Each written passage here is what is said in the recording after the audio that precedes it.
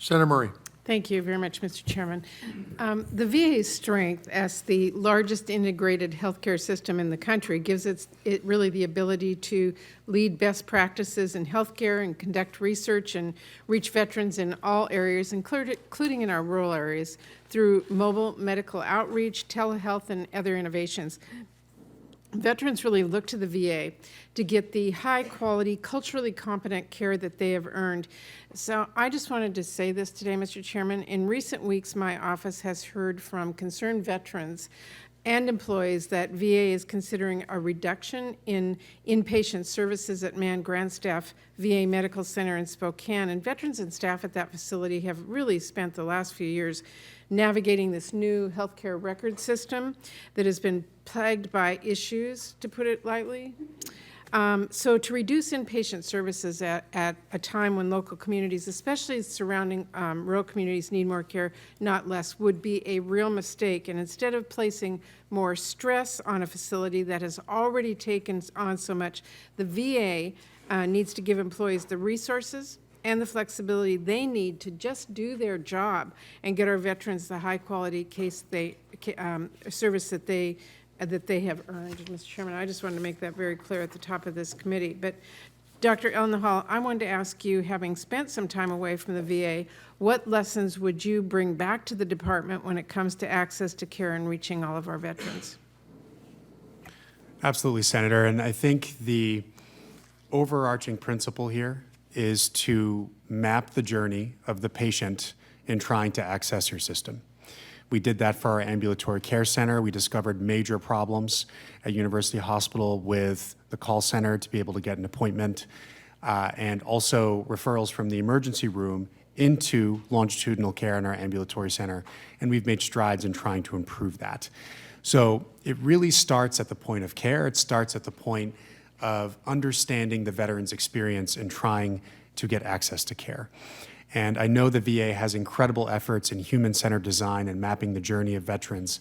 In my view, that has to be front and center with whatever we take out of Washington to implement and support the field in improving access.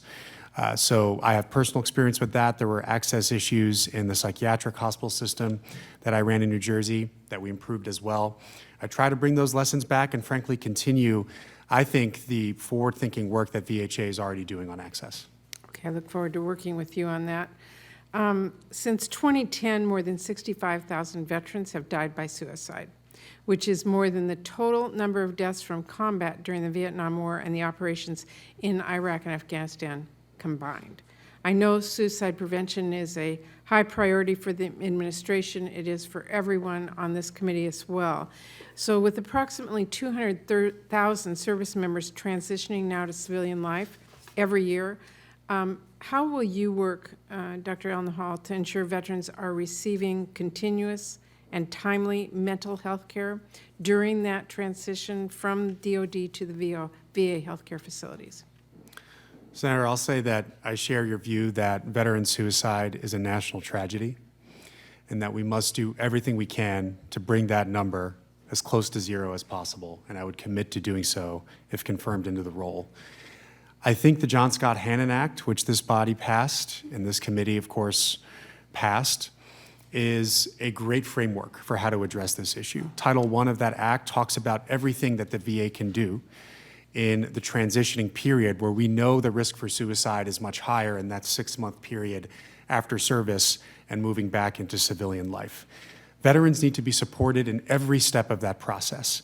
Making the enrollment process in VA is a piece of that, but that is why that act and the VA's implementation of that with its strategic plan focuses so much on community-based prevention in addition to connecting veterans with longitudinal mental health care.